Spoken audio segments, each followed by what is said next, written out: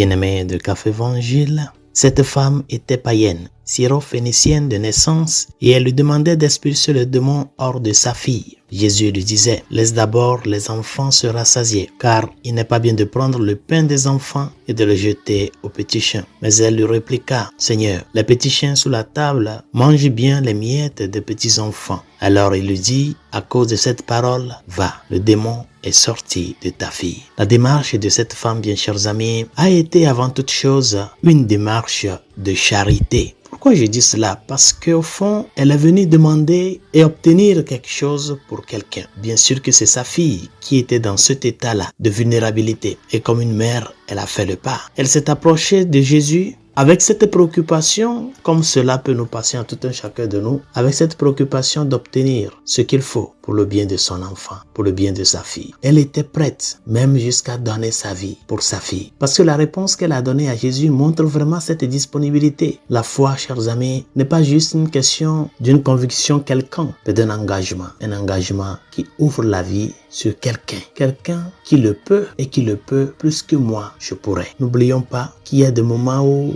notre foi est mise à l'épreuve. Il y a des moments où notre foi peut parvenir à être touchée par les situations de la vie. Elle est touchée cette fois par les croix parce que tu l'as. Mais n'oublie pas que toute épreuve de foi, c'est pour faire grandir la foi.